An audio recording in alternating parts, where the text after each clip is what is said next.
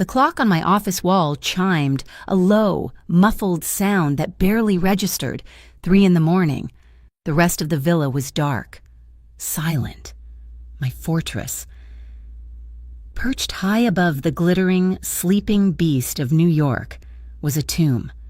Only my office showed signs of life, if you could call it that. A single desk lamp cast a weak, yellow circle on the papers spread across the mahogany. Ledgers, shipping manifests, reports from men whose names I barely knew but whose loyalty I owned. This was the empire, my inheritance, my burden. I leaned back in the heavy leather chair, the old hide groaning in protest. My eyes burned. The glass of whiskey sitting next to my hand was untouched, the amber liquid having long since gone warm. This was the part of the job no one saw. Not the dinners, not the fear I commanded, not the tailored suits, just this. The endless, crushing weight of logistics, of making sure the right hand never knew what the left was doing, while I, Maximo Costa, had to know everything. A vibration cut through the stillness. It was not the heavy, demanding ring of my business phone. That one sat dark. This was the other one, my personal line. It vibrated again, a frantic little buzz against the wood. I stared at it. Annoyance was the first thing to surface. A call at 3 in the morning was never good. It meant a problem. It meant blood, or money, or both. I expected a call from my consigliere, his voice heavy with bad news, another shipment lost, another rival feeling bold. I finally reached for the device. It felt cold in my hand. The screen lit up, blinding me for a second. It was not a call. It was a text message. And the name displayed on the screen made my blood freeze. Eva. It had been 9 months. 9 months of silence. 9 months since the ink had dried on the divorce papers. 9 months since she had walked out of the courthouse, not even looking back, her shoulders straight, a picture of relief. I had not heard a word. I had not expected to. We had said everything there was to say. Most of it screamed in the months leading up to the end. I had not even deleted her number. I suppose, in my arrogance, I had kept it as a reminder, a trophy of the one thing I had failed to control. My thumb hovered over the notification. My heart, a heavy, dormant thing in my chest, gave a single, painful thud. What could she possibly want? Money I had given her more than enough to disappear, to start a new life far away from the shadow of my name. Was she in trouble? The thought sparked a different kind of anger. I had made it clear. Our separation was absolute. Her problems were her own. I tapped the screen. The message thread was empty, a blank slate, just like our lawyers had demanded. All our history, deleted, and then, at the very bottom, 2 new messages. The first was an image. It loaded slowly, resolving out of the digital noise. It was black and white, grainy, a swirling, nebulous shape, like a weather pattern seen from space. I squinted, trying to make sense of it. It looked like a medical scan, an X-ray. Then my eyes fell to the text below it. 3 words, 3 simple words that ripped the world out from under me. Hi, Dada. The phone did not fall. I am not a man who drops things, but my hand, the hand that had signed off on deals worth hundreds of millions, the hand that had held a gun steady more times than I could count. It began to shake. It was a fine tremor, almost invisible, but I felt it like an earthquake, a seismic shock racing from my fingertips up to my shoulder. I stood up. The chair scraped back, loud in the sudden, ringing silence. My breath, I was not breathing. I sucked in a lungful of stale office air. It did not help. Dad. The word was alien. It was a language I did not speak. It was absurd. It was impossible. I looked back at the screen, at the grainy image.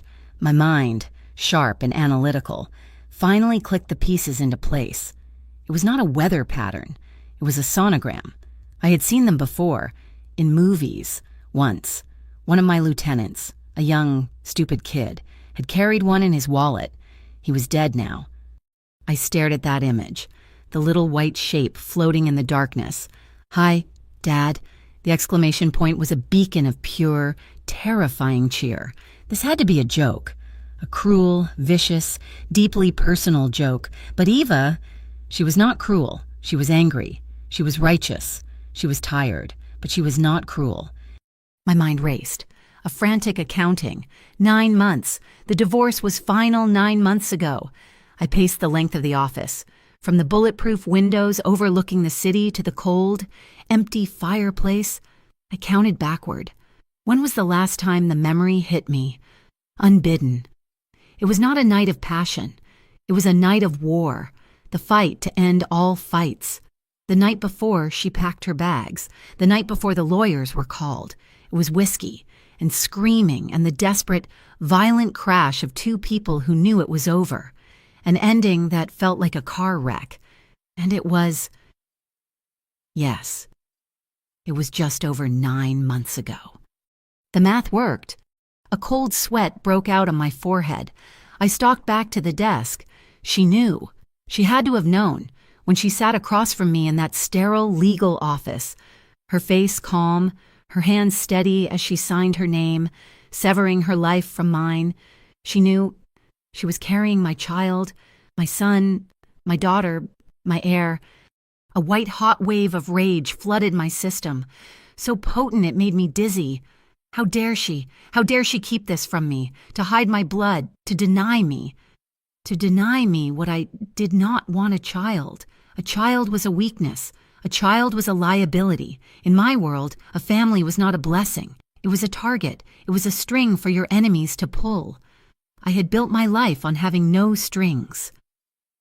I gripped the edge of the desk, my knuckles turning white. The solid wood felt like paper. She had hidden this. For 9 months, an entire human life, grown in secret, away from my eyes. And now? Why now? Why this text? Why at 3 a.m? Hi, Dad. The cheerfulness of it was the most terrifying part. It was not an accusation. It was not a demand for money. It was an introduction, as if she were presenting a new friend at a party. It was a light. It was sunny. It was everything our marriage, in the end, had not been. I looked at the phone again. The screen had gone dark, but I could still see the image burned into my vision. That little, grainy ghost. A bomb had just landed in my office. It had not made a sound, but it had blown my carefully constructed world to pieces. The ledgers, the manifests, the quiet power. It all seemed suddenly terribly fragile. Was this real? Was this some elaborate trap I did not know? My mind was a chaotic storm of questions. But one thing was clear. The silence was over.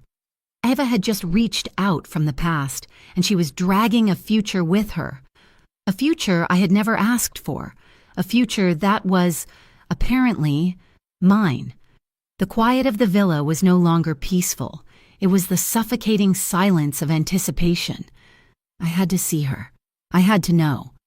I stared at the dark screen, but the image was still there, seared onto my retinas, that ghostly shape, that cheerful, devastating message. My New York, the one I saw from my windows, was a city of shadows and concrete canyons, a web of alliances and betrayals. I was the spider at its center. Maximo Costa, a name whispered in fear in some circles, in respect in others, a name that meant power, a name that meant violence, a name that was, until tonight, the only legacy I had.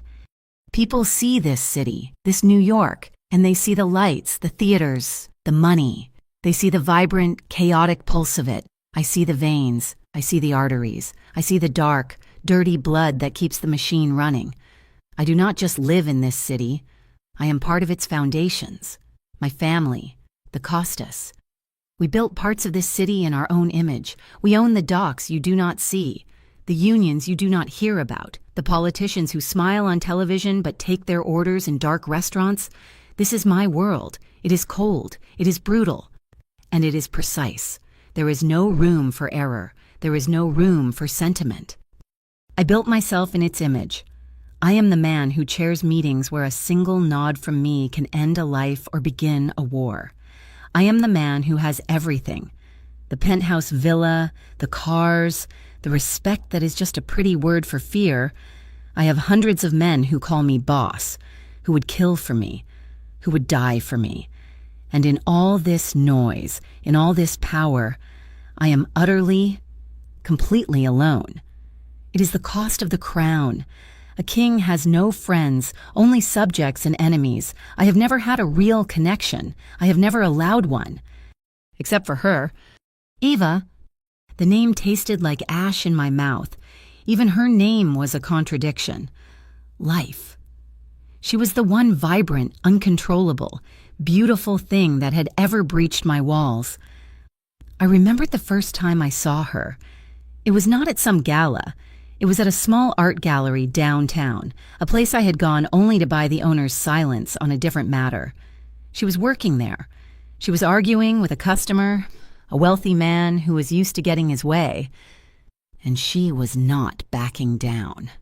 She was not beautiful in the way of the women I usually saw, the ones who were all polished surfaces and hollow eyes. Eva was all fire and light.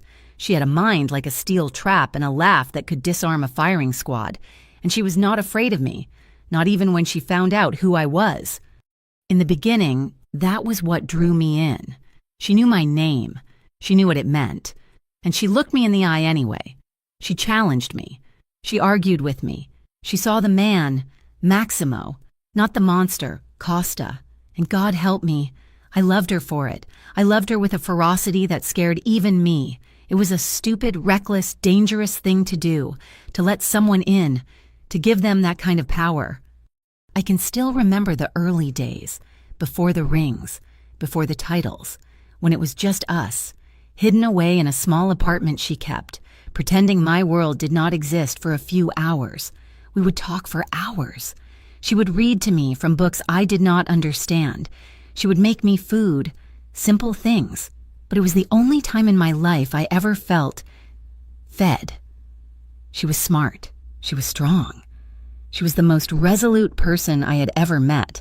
So I did what a man like me does when he finds something precious. I tried to own it. I married her. I brought her into my house. This fortress. I thought I was giving her the world. I was, in fact, caging her. The outline is right. The marriage was one of the worst parts of my life, not because I stopped loving her, but because I loved her so much, and I had to watch, day by day, as my world poisoned that love. Our life was not a life. It was a sentence. She could not go out without bodyguards. She could not have friends, because how could she trust them? How could I? Every phone call, every late night, every time I came home with the smell of smoke or iron on my suit, it was another chip in the foundation. She was strong, but she was not a killer. She was principled, and I was a man who had long ago traded principles for power. The conflicts, they started small. Why were you so late? Who was that man? What was that noise I heard? They grew into terrible, seismic rows. She wanted a family. She wanted a normal life. How could I give her that? How could I bring a child into this? A child who would have the last name Costa. A child who would be a target before he or she ever took a first breath. I told her no. I told her it was impossible. I told her my life was what it was, and she, in her strength, in her unbending way, told me she could not live it. She could not raise children in a world of ghosts and guns. She could not love a man whose hands were never clean. The love turned, it curdled, it became a bitter, painful thing, a constant reminder of our mutual failure. She, who could not accept me, and I, who could not, or would not, change for her. The love was still there. That was the tragedy.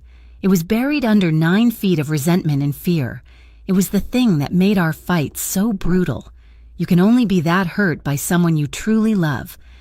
And now, this 9 months after I let her go, 9 months of telling myself it was for the best, that she was better off, that I was better off. free of the one thing that could make me weak.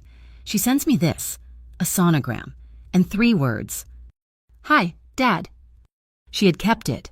She had held on to this one, final devastating piece of our love, this secret, this child, my child. She had carried him, or her, in silence, away from me, away from the danger. And in doing so, she had proven her point. She was a mother, and she was protecting her child from me. The rage from earlier was gone, replaced by a cold, hollowing dread. This was not a joke. This was not a trap. This was a reckoning. Eva, my smart, strong, resolute Eva, had just changed the rules of the game, a game I did not even know I was playing. She still had a piece of me, the most important piece. I walked to the window. The city was still dark, but the first hints of a bruised, purple dawn were staining the horizon. A new day was coming, and with it, a new life. My life, the one I had controlled with such iron-fisted precision, was over. It had ended with a single text message. The past was not dead. It was not even past. It was here, in grainy black and white, and it was calling me Dad. The phone was heavy in my hand, not in weight, but in significance. A block of glass and metal that held a complete impossibility. I had not moved from the window. The sky over the East River had turned from black to a deep, sickly purple. And now a sliver of pale gray light was outlining the buildings of Queens. The city was waking up. My city. And it felt, for the first time, like it was no longer mine. "Hi, Dad." The words echoed, a child's greeting. But it was not a child. It was Eva. This was a move, a calculated one. And I, a man who calculated everything, he had been caught completely blind. My first instinct, my professional instinct, was to dissect the threat. Was this a trick, a shakedown? 9 months, she had been gone 9 months. It was possible. A woman scorned, a woman who had walked away with millions but maybe wanted more. Maybe she wanted to destroy me. She knew, better than anyone, what a child would represent. She knew it was the one thing I had explicitly forbidden. I walked back to my desk, the phone still clutched in my hand. I sat down. The ledgers were still there. The shipping manifests. Yesterday's business. It all seemed so trivial. I tried to think. I tried to be Maximo Costa, the boss. Who could she be working with? Had one of my rivals gotten to her? Was this an angle? To plant a child, an heir, and then control him or her? It was a long game. It was a good one. It was something I would respect if I saw it on a chessboard. But this was Eva. My mind fought itself. The strategist in me saw angles and plots. The man, the one I kept locked away, just felt the cold, sharp hook of her memory. Eva was not a plotter. Not in this way. She was direct. She was honest to a fault. It was her most defining and most infuriating characteristic. She would not lie about this. She would not invent a child to hurt me. She would, however, hide a child to protect him. And that brought me back to the rage, the cold, precise anger of betrayal. She had made this choice. She had decided for 9 months that I was not a father, that I had no right to know. She had sat in a lawyer's office, her belly just beginning to swell, and she had looked me in the eye and said goodbye. The sheer, unadulterated nerve of it was staggering. It was a betrayal deeper than any business treachery I had ever faced. I needed to remember. I closed my eyes, pushing away the sonogram, and focused. The last time, it had been a blur of whiskey and shouting. I had come home late. There was a gala. One of my rivals, Antonio Gallo, had been there, and he had made a point of speaking to Eva for just a little too long. I saw it. I saw the way he looked at her. I said nothing at the party. I had smiled. I had been the perfect, charming host. But when we got home, the mask came off. I had been possessive. I had been angry. I accused her of encouraging him. She, in turn, had accused me of being what I was, a jealous, violent brute. She was not wrong. The words had escalated. We had broken things, a vase, a mirror. We had torn at each in ways that had nothing to do with love and everything to do with ownership and resentment. And then, yes. The memory was not a good one. It was not tender. It was a desperate, angry collision. It was a way of claiming her, of reminding her, and myself, that she was mine. It was the last, dying gasp of a passion that had long since turned toxic. The next morning, she was gone. She had packed one bag and called her lawyer. I had not tried to stop her. So, it was possible. It was more than possible. It was a certainty. The timing was exact. This was not a trick. This was a consequence. The implications began to settle on me, heavy as a shroud, a son, a daughter, a living, breathing piece of me, out there in the world. A child I had never seen. A child who was, at this very moment, 9 months old. No, wait, the sonogram. She was not showing me a picture of a baby. She was showing me. I looked at the image again. I was no expert. It looked small. Was she pregnant, or was this an old picture? No. The message. Hi, Dad. It was an introduction. It was not, I am pregnant. It was, he is here, or she is here. The math, 9 months ago was the conception. She had carried the baby. The baby was born. How old? A few weeks, a month. My mind could not function. A man with no time for family, no space in my life for anything but the cold mechanics of power, was now a father. It was not a choice. It was a fact that had been delivered by text message. This changed everything. A boss, a man in my position, does not have children. Not if he is smart. A child is a lever. A child is a target painted on your back. It is the one thing you cannot protect. Not really. Not all the time. And it is the one thing your enemies will use to destroy you. Gallo, the Russians, the Irish, they would see this not as a blessing. They would see it as a new front, a new weakness to be exploited. And Eva, where was she? She had enough money to go anywhere and to change her name, to disappear, but she had not. She had stayed. And she had sent this. Why? Was she in trouble? Was this a cry for help? Was she running out of money? No, I had given her a fortress of gold. She would never run out. This was something else. This was not a demand. It was a notification. It was her, in her own stubborn way, telling me that this existed. Maybe she thought I had a right to know. Maybe she was tired of holding the secret alone. It did not matter. The why did not matter. The what was sitting in my hand. I stood up. The sun was now a definite, ugly line of yellow light. The day had begun. My day. I had a meeting at 10. A shipment was due at Pier 12. I had a judge to pay off. I had a world to run. And yet, all of it felt distant. All of it felt like a game. This was real. I buzzed my intercom. After a few seconds, a sleepy, startled voice answered. Boss, it was Marco, my head of security. He slept in the quarters downstairs. Get the car, the black sedan, not the Bentley. No one else, just you. We are leaving in 10 minutes. Boss, it is 5 in the morning. And you are still talking. 10 minutes, Marco. I released the button, the panic, the shock. It was receding. It was being replaced by the one thing I knew, the one thing I was good at, action. I had a new objective. I had to find Eva. This was not a simple thing. When Eva left, she left. Our lawyers had built a wall of steel between us. All contact was forbidden unless it was through them. She had moved. Her old apartment was empty. Her gallery job was long gone. She had vanished. But no one vanishes from me, not in my city. I went to my bedroom. I showered in cold water.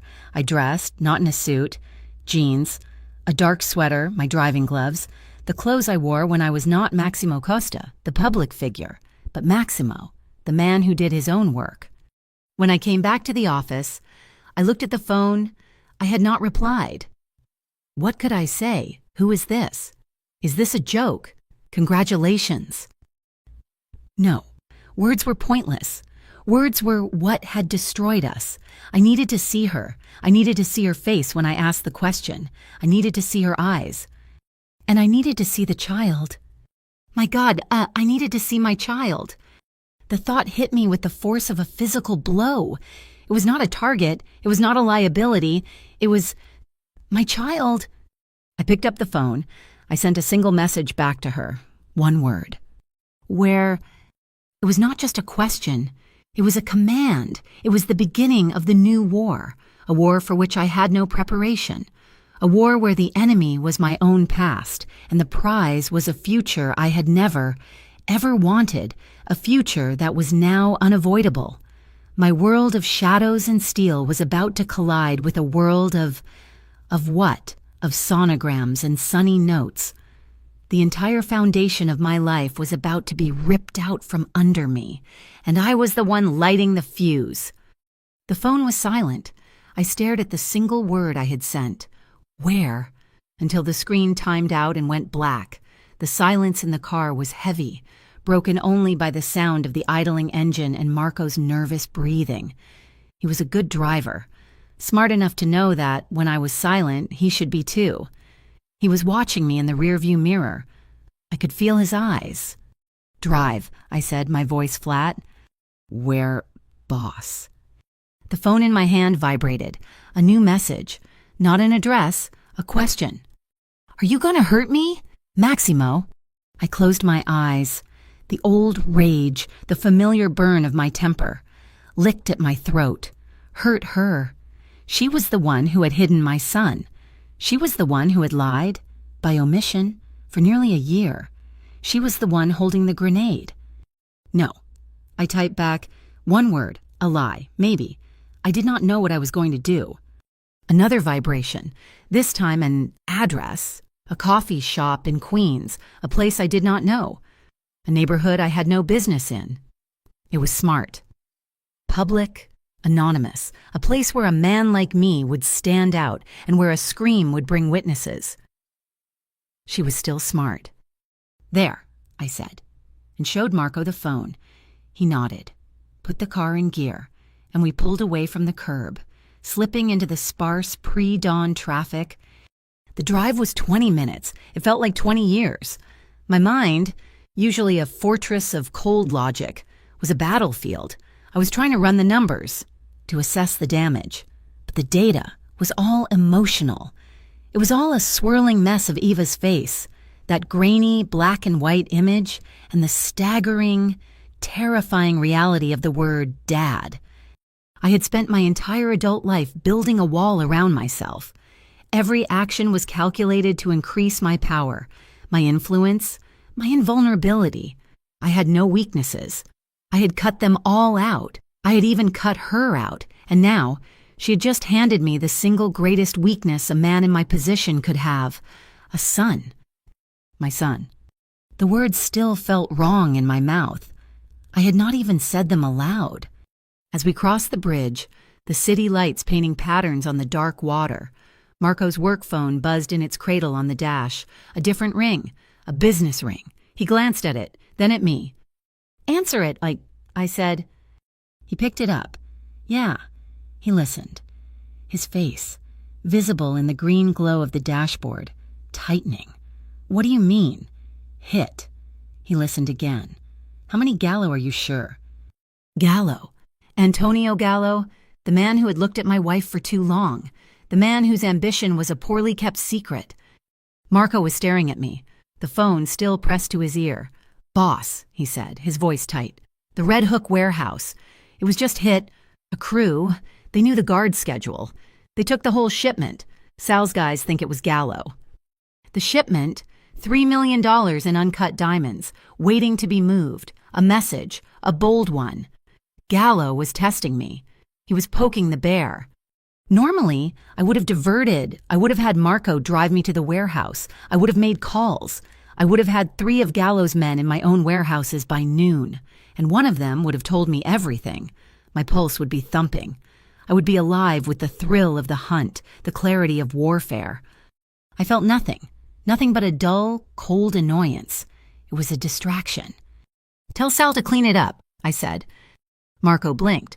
Boss, it's $3 million. It's Gallo.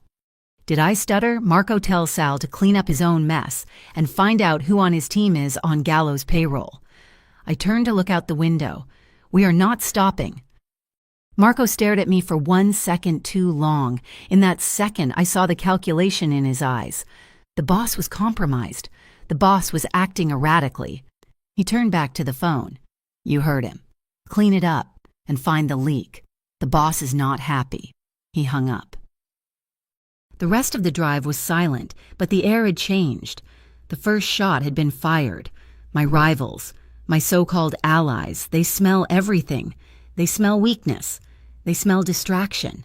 And I, Maximo Costa, was now officially distracted. We pulled up across the street from the coffee shop. It was a small, brightly lit place with cartoon cups painted on the window. It was just after 6 in the morning.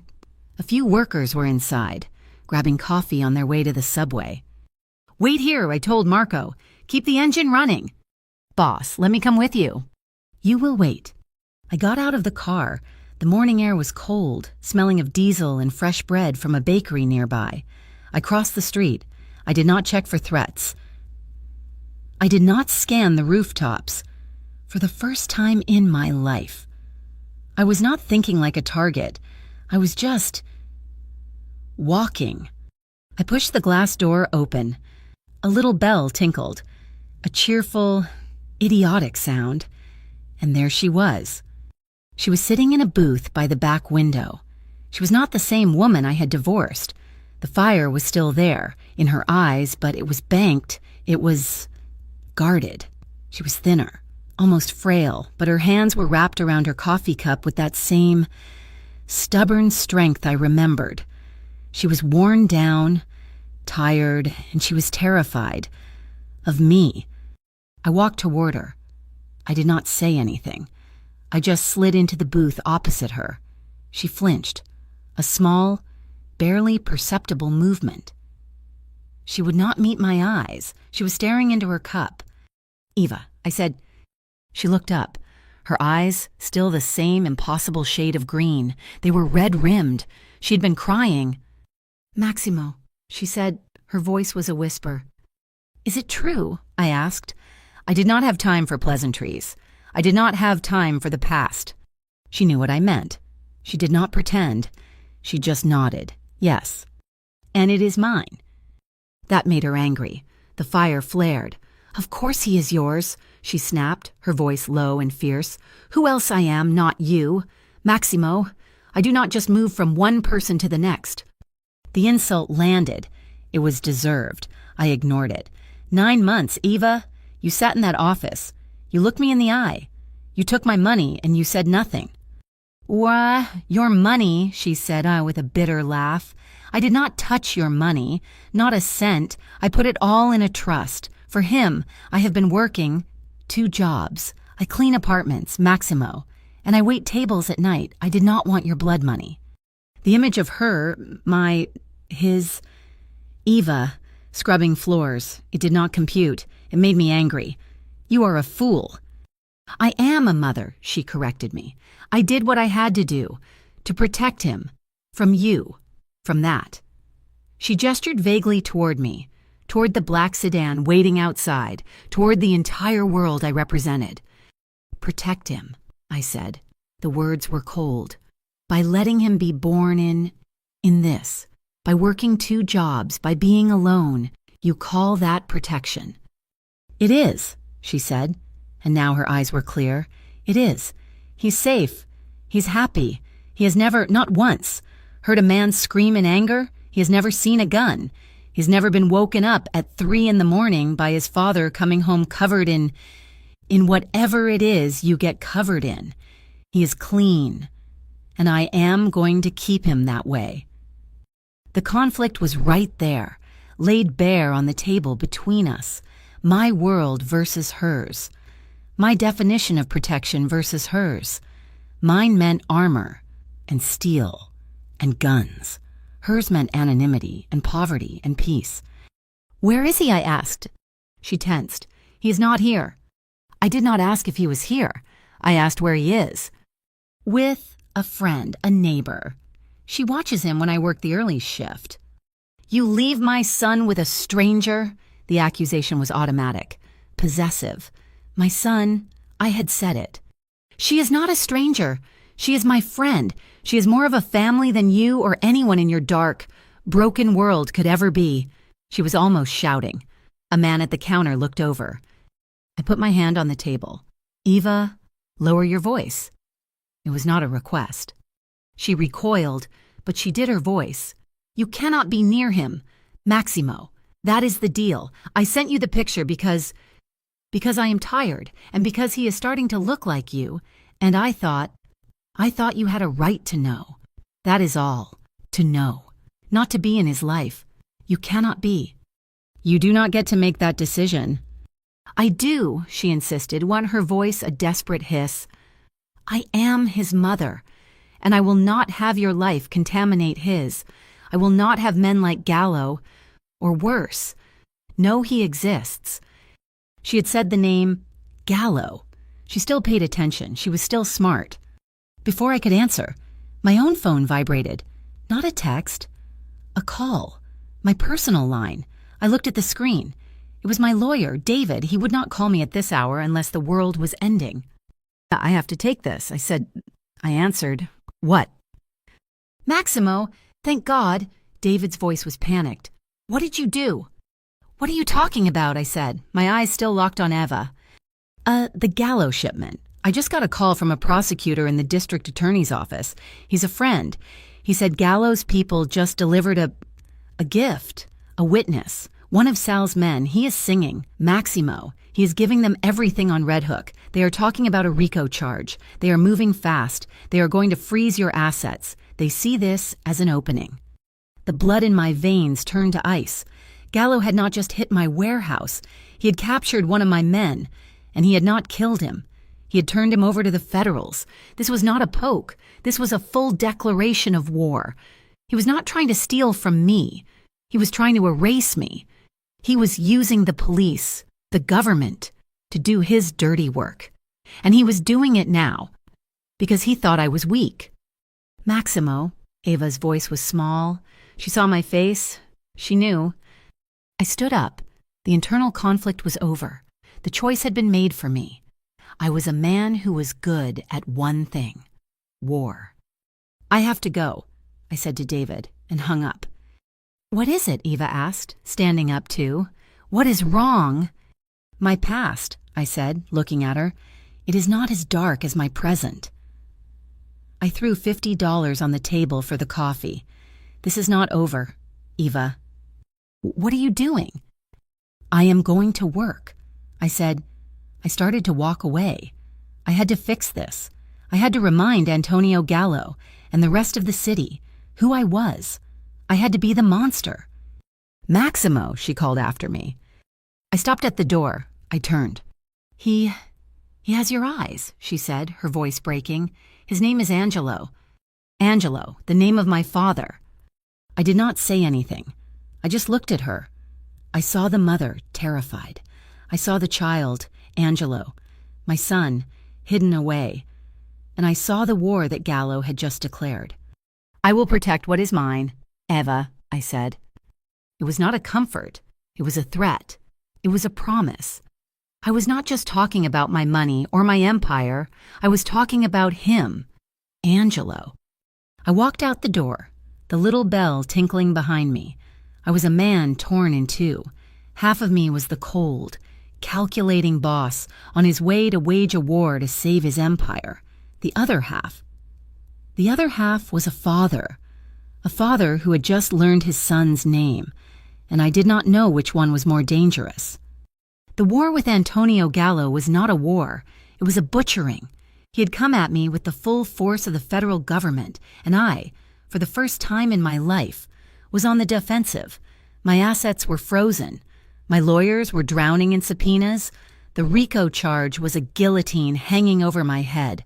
My men were being rounded up, their loyalty evaporating as they faced 20-year sentences. And Gallo, the snake, he was untouchable. He had painted himself as a reformer, a man cleaning up the very business he was trying to steal. And through it all, I fought a second war, the war for Angelo. For 6 weeks, I had tried to give Eva a fortress. I had sent my best men, the few I had left who were not compromised, to watch her building from a distance. I had an armored car waiting for her. I had a penthouse under a false name, stocked and ready. She had refused it all. She saw my men as an invasion. She saw my offers of safety as an attempt at control. She was not wrong. She had not let me see him, not once. "When this is over, Maximo," she had said, her voice thin over the phone, "when you are not a target, then we can talk." "You do not understand, Eva," I had told her a week ago in a desperate whispered call from a payphone. "You are the target because you are with me. He is the target." "I am not with you," she had screamed, and hung up. The call came not from a soldier, but from a rat, a bookkeeper in Gallo's organization, a man I had put in place years ago, a man I had forgotten. He was terrified. He was burning his phones. But he made one last call to a number I had given him. "He knows, boss." The man's voice was a panicked squeak. "He knows about the kid. He has a picture. He said he is going to collect the Costa Air tonight. He said an eye for an eye. He thinks you're going to take the plea. He is making sure you have nothing left to live for." The plea. The Federals had offered it yesterday. 10 years. I give them Gallo. I give them everyone. It was a joke. But Gallo did not see it as a joke. He saw it as a possibility. He was moving to take my son. I did not call Marco. I did not call anyone. This was not a job for a boss. This was a job for a father. I took the keys to the McLaren, not armored, not discreet, just fast. I was across the bridge in 9 minutes, a new record.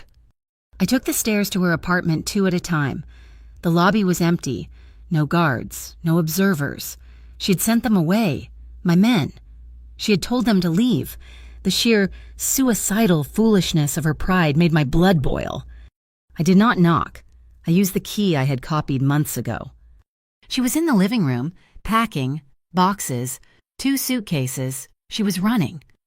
"You idiot," I roared, and the word echoed in the small, clean room.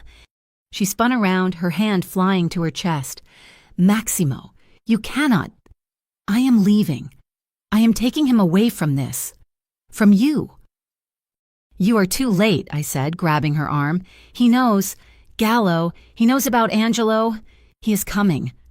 Her face went white, not with anger, with pure animal terror. No, you are lying. You are saying that to scare me. He has a picture. Eva, he is on his way, right now, to collect him. Where is he?" "He is..." She looked at the back bedroom. "He is sleeping." "Get him, now. We are leaving." "And I'm not going with you," she shrieked, pulling her arm back. "You brought this your world. You did this." "You are right," I shouted, the force of it shutting her up. I did this. I am poison, I am death, I am everything you said I am. But right now, I am the only thing on this earth that can keep you and my son alive. So, for once in your goddamn stubborn life, do what I say. Get the baby." She stared at me, her chest heaving, and then we heard it. The sound of the elevator doors opening down the hall, a heavy tread, voices, not panicked, calm, professional. They were not here to talk. Eva let out a small, broken sound. My world narrowed, the ledgers, the money, the empire. It all evaporated. There was only the room, the woman, and the sound of my son breathing in the next room. This was the danger I had always avoided. Not the bullets, not the knives. This feeling, the one where I would burn the entire world down for the 2 people in this apartment. "Go to him," I said, my voice dropping into the tone I used for killing. "Lock the bedroom door. The one in the back. Do not come out. Do not make a sound, no matter what you hear." "What are you, Maximo? They have guns." "So do I said. I pulled the Sig Sauer I always carried from the small of my back. "Go. Now, Eva." She ran. I heard the bedroom door close. I heard the lock click. I moved to the front door of the apartment. I checked the peephole. Nothing. Just the hallway. I heard them. They were at the other end, probably checking another apartment. They were thorough. I opened my door. Just a crack. I could hear them speaking Italian. Not gallows men. He had hired professionals. Mercenaries. This was not a message. This was an extermination. I had one choice. I could wait here, let them kick in the door, and they would come in. Guns blazing, and the first bullets would go through the wall, right into the bedroom where my son was sleeping. Or I could take the fight to them. I made the choice. It was not even a choice. I took a breath. I kicked my own door wide open, the crash echoing like a bomb in the narrow hall. "Hey!" I yelled. 3 men, all in black. They spun around. They were surprised. I was not supposed to be here. Their intel was wrong. I saw it in their eyes. I did not give them time to think. I was not a boss. I was not a strategist. I was a father. I was a storm. The first shot was mine. The man in the front, he was good. He was already raising his rifle. I was better. I hit him in the chest. He went down. The other 2 opened fire. The hallway erupted, plaster, concrete. Everything exploded. I was back inside my apartment, the wall by the door disintegrating. I was not trying to win. I was trying to make them come to me. One of them was smart. He was covering the other one. He was an idiot. He was rushing. He came through the door, low and fast. I did not meet him with a bullet. I met him with my body. I crashed into him. He was half my size. We hit the floor. His rifle clattered away. He had a knife. He was fast. He slashed. It caught my arm. I felt the heat, the burn. I did not care. I hit him. Once, twice. With all the rage of the last 6 weeks, with all the fear, he went limp. One left, the smart one. He was in the hall. He was waiting. He was quiet. "Costa," he yelled, "give us the kid. Gallo just wants the kid. He will let you live." "He lies," I yelled back, my breath tearing in my lungs. My arm was on fire. Blood was pouring. "Maybe, but you are one man. I am not alone. More are coming. You cannot win." He was right. I could not win. Not like this. I heard a sound, a cry. A thin, wailing cry. "Angelo?" And he was awake. The man in the hall heard it too. "There he is," he said, and I could hear the smile in his voice. I looked at the kitchen, Eva's kitchen. Small, clean, a microwave, a gas stove. I had an idea. It was a bad one, and it was a desperate one. "You want him," I yelled. "Come and get him." I ran to the stove. I turned on all 4 burners. The click, click, click of the igniters was insanely loud, the smell of gas. "Costa, what are you doing?" The man in the hall was nervous now. I grabbed the canister of olive oil from the counter. I threw it. It smashed against the wall by the door, splashing oil everywhere. I pulled my lighter from my pocket, a simple silver DuPont. Eva had given it to me. "For Angelo," I whispered. I flicked it. I threw it at the door. The world exploded. It was not a bang. It was a roar, a whoosh of pure yellow fire, the oil, the gas. It ignited. The entire front of my apartment became an inferno. I heard a scream. A single, high-pitched, terrible scream. Then, silence. I was already on my feet. Running, I smashed through the locked bedroom door. Eva was on the floor, in the corner, clutching a screaming bundle of blankets. She looked at me. Her eyes were wide, not with fear, with something else. Awe, terror. He's gone," I said, grabbing her. "We have to go. The fire escape." We ran to the bedroom window. I smashed it with my elbow. Below us, sirens. The fire. I had set a fire. The entire building would be chaos.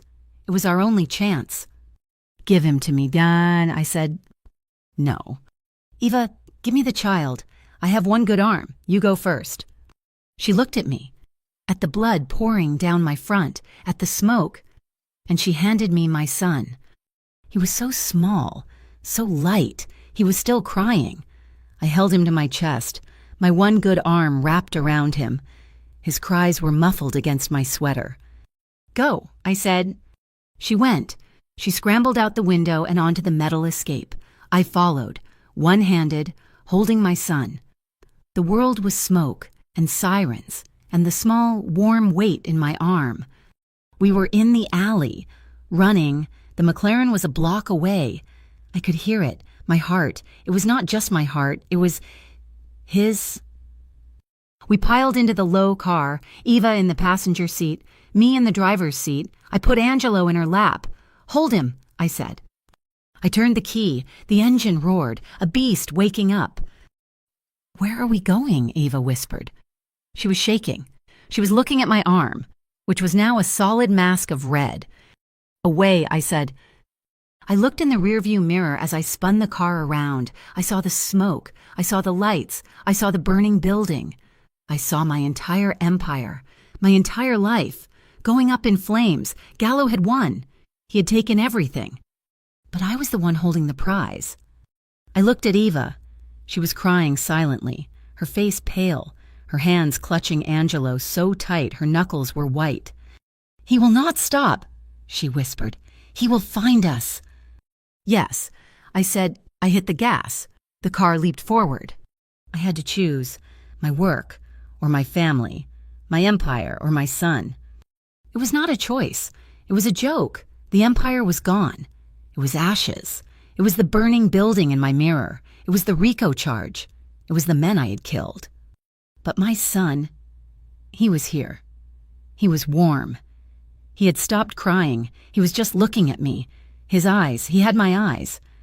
"He will not find us, I said, because Maximo Costa, he is going to die tonight." Eva looked at me, her eyes wide with confusion and a small, flickering spark of something I had not seen in years, hope. "My work is over," I said, and for the first time, I felt the truth of it. I had been a boss.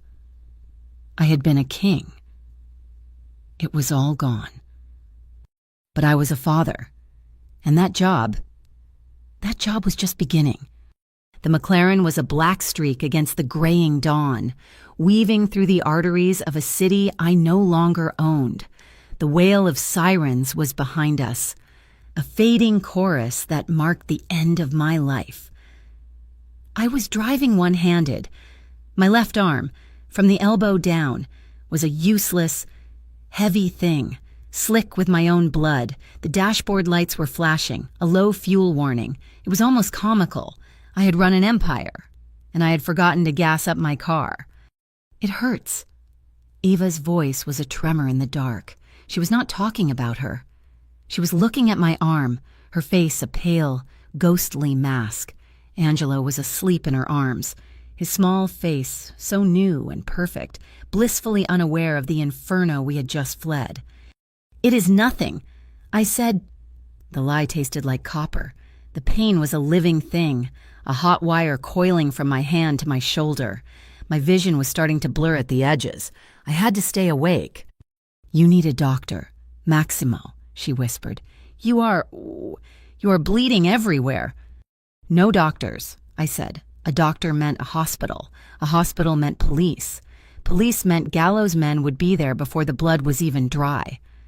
"I have a place." I drove not toward the city, but away from it, toward the George Washington Bridge. I had one last sanctuary, a place my father had built, a place not even my lawyers, not even my wife, knew about. A small, ugly concrete box on the Jersey side, overlooking the river, bought under a name that did not exist. My ghost protocol. We drove in silence. The only sound was the roar of the engine and Eva's quiet, shaky breaths. She was clutching Angelo to her chest, her knuckles white. She was in shock. I knew the signs. I had seen them 1,000 times, but I had never seen them on her face. Not like this. We ran out of gas 2 blocks from the safe house. The McLaren sputtered, coughed, and died in a dark, industrial street. I did not swear. I did not hit the dash. I just unbuckled my belt. "We walk," I said. "Walk, Maximo. You can barely stand." Get out of the car, Eva. Take the bag. She had a small diaper bag, the only thing she had grabbed besides the baby. We leave the car. It is a beacon. They will find it in an hour. I got out.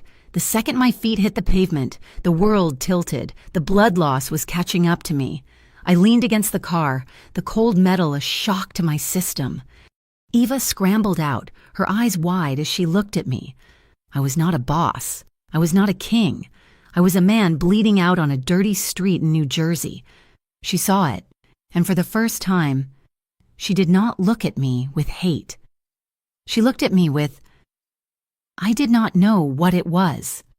Pity. She slung the bag over her shoulder. She shifted Angelo to her other arm, and she walked to me. She put her free hand under my good arm, my right arm. Lean on me, she said. I looked at her. Ava. Shut up, Maximo, she whispered. Just shut up and walk. Which way? I leaned on her. Her small, frail body was a steel rod. She was stronger than I had ever been. This way, I said. The safe house was a nondescript. 3-story building. The apartment was on the top floor. No elevator. The stairs were a nightmare. Each step was a new explosion of pain in my arm. Eva did not complain.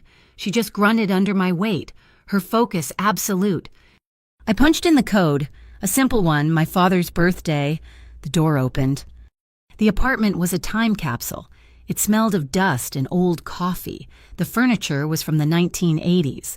Brown, orange, ugly, but it had power. It had water. And it had a first aid kit.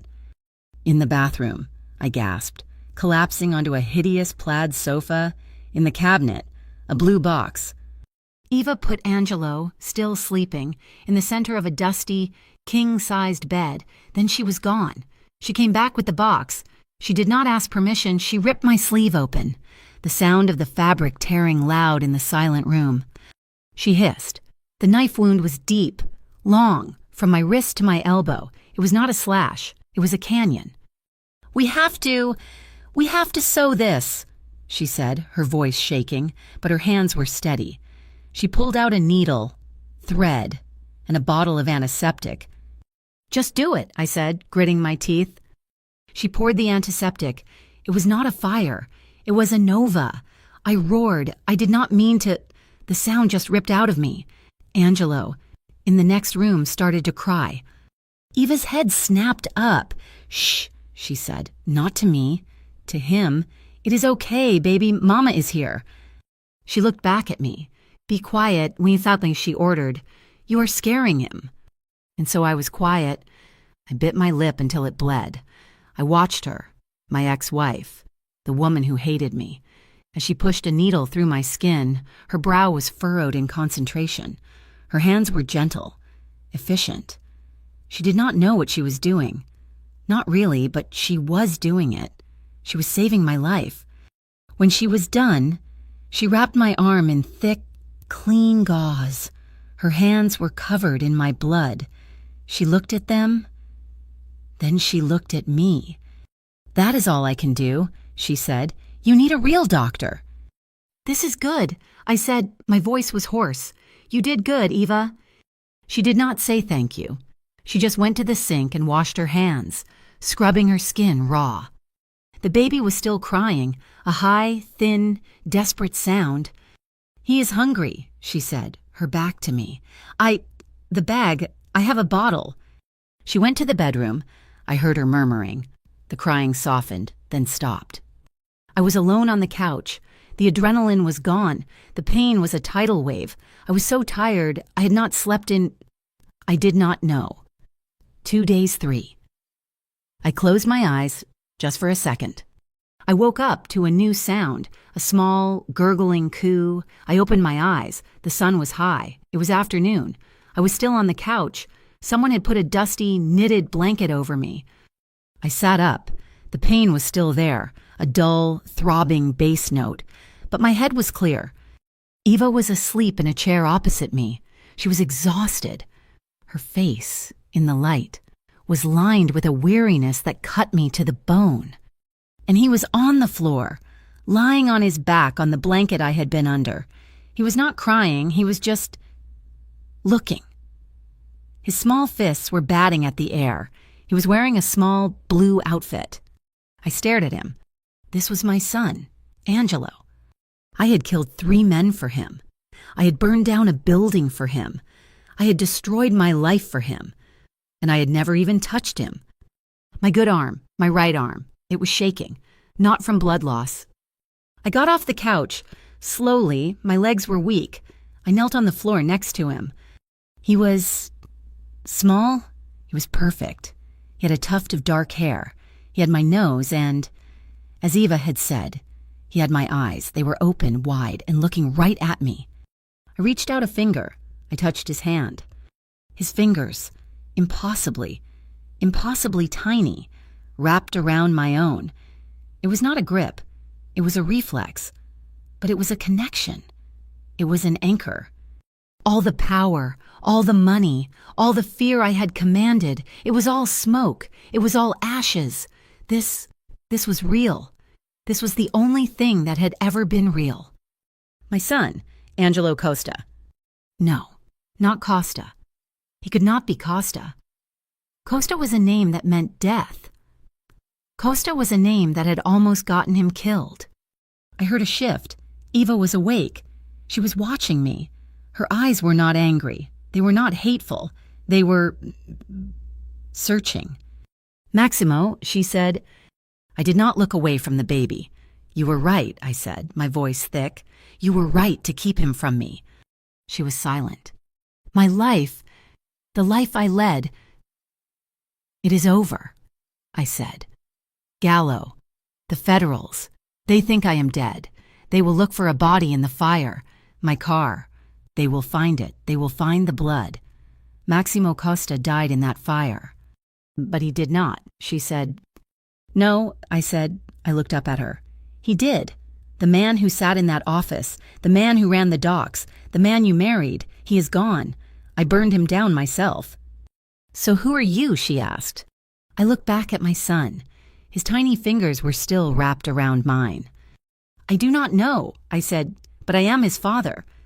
I made a decision, not a choice, a vow. It was not about protecting him with guns. It was not about protecting him with money. It was about protecting him with my absence.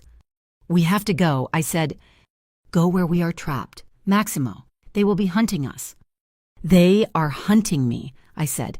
They are hunting Maximo Costa. They are not hunting Michael or John or David. They are not hunting a man and his wife and his child. Not yet. I had one last card to play. One last ghost in the machine, a bank account in Switzerland, new identities, enough money for a new life, a life I'd set up, not as an escape, but as a final in-case-of scenario. It was the one thread Gallo could not pull. But you have to choose, Ava, I said, standing up. You are not my prisoner. You were right. I am poison. I am danger. I can leave. I can give you the money, the papers, and I will disappear. You and Angelo. You can be safe. You can be clean. I was offering her the out she had always wanted, freedom from me. She looked at me. She looked at our son. She looked at my bandaged, bloody arm, the arm I had used to kill for them, to save them. You are an idiot, Maximo, she said, her voice rough. I'm giving you a You think safe is the same as alone? She cut me off. I was alone for 9 months. I was terrified every single day. I was safe from you. But I was not safe from the world. I was not safe from what he... She nodded at Angelo.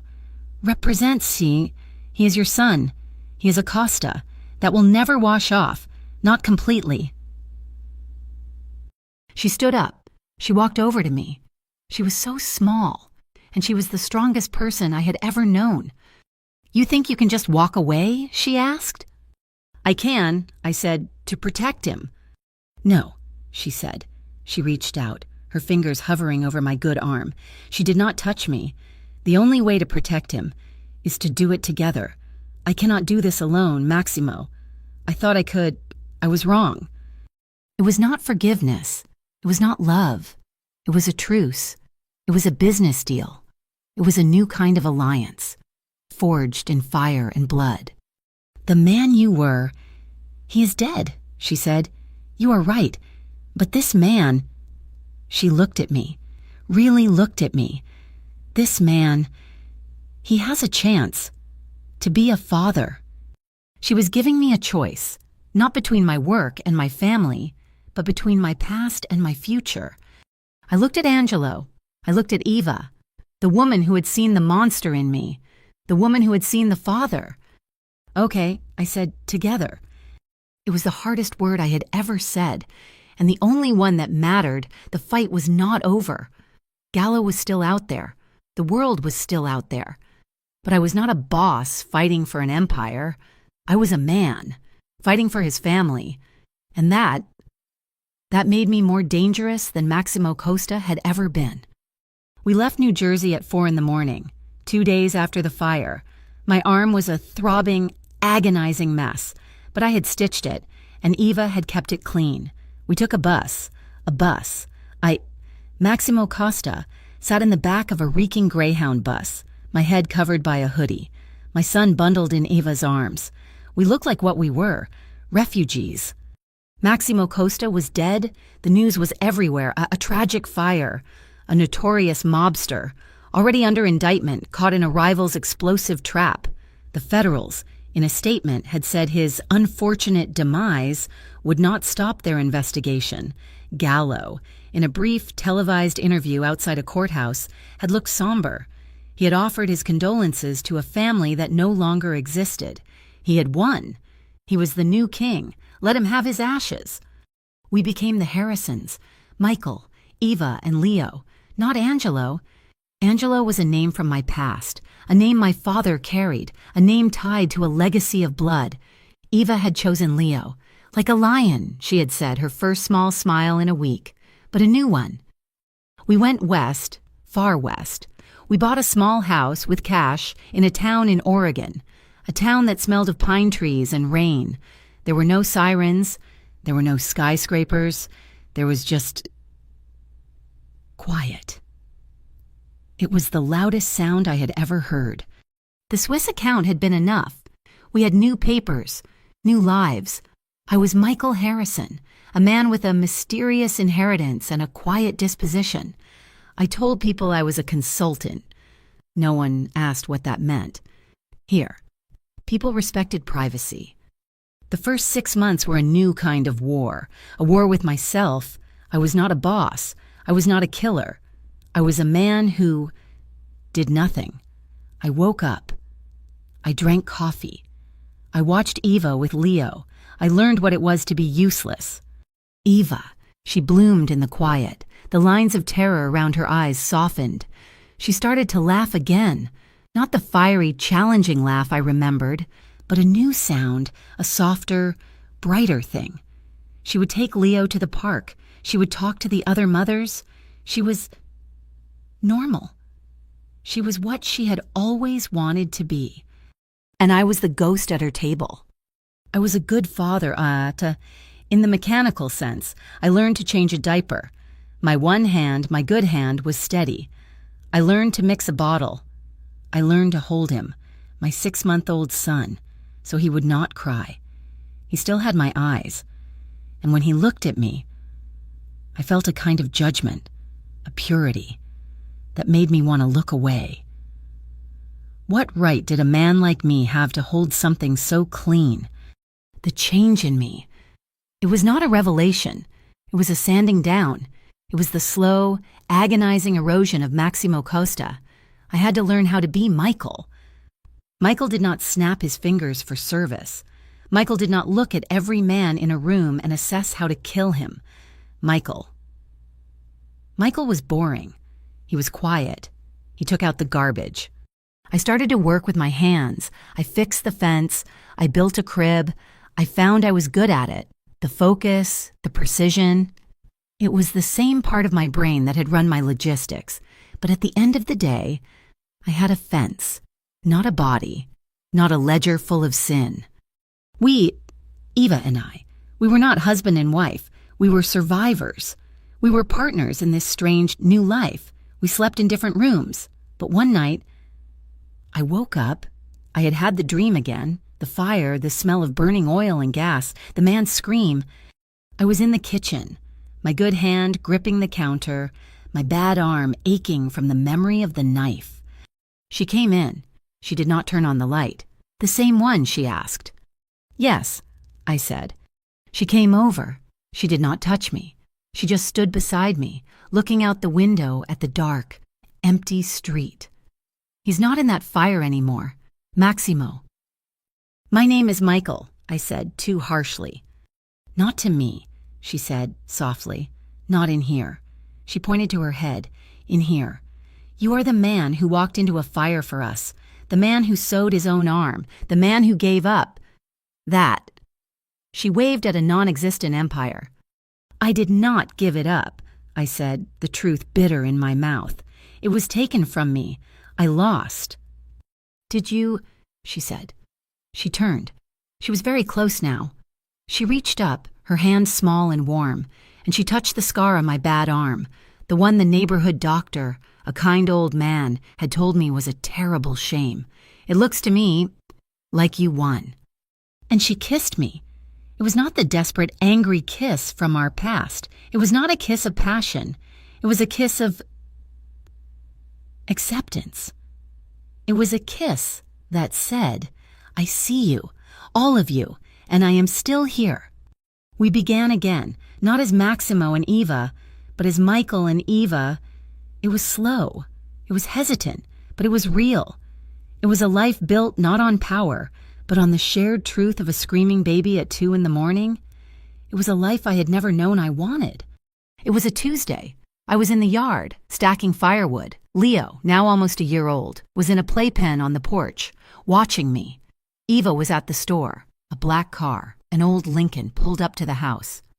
My blood did not freeze. It did not pound. It just went cold. I did not run. I did not reach for a weapon I did not have. I just stood. Maximo Costa was dead. But I was not. An old man got out of the back. He was small, frail, and wore a suit that cost more than my house.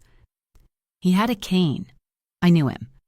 Don Vieri, my father's contemporary, a man who had been a legend when I was a child, a man I thought was long dead. He walked over to my broken fence. He did not look at me. He looked at Leo. He has your eyes. Vieri said. His voice was a dry rattle. My name is Michael Harrison, and I said. Vieri smiled. It was a terrible, ancient smile. No, it is not, but it is a good name.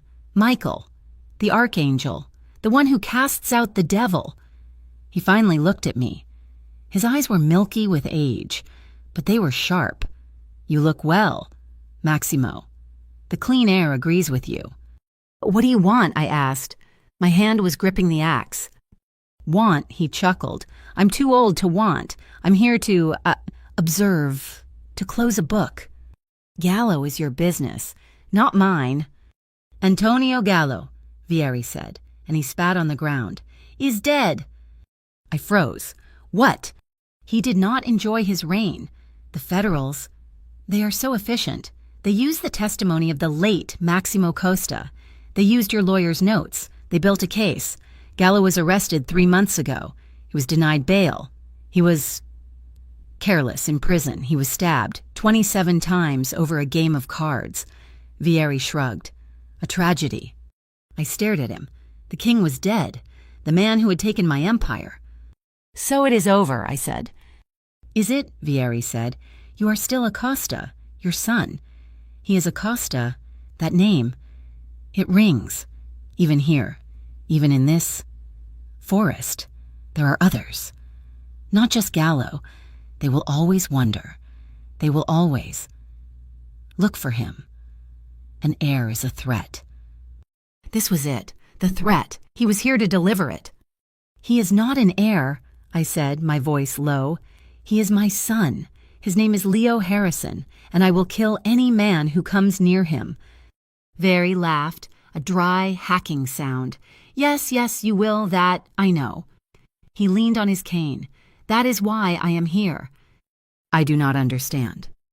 The families, the commission, they are, messy.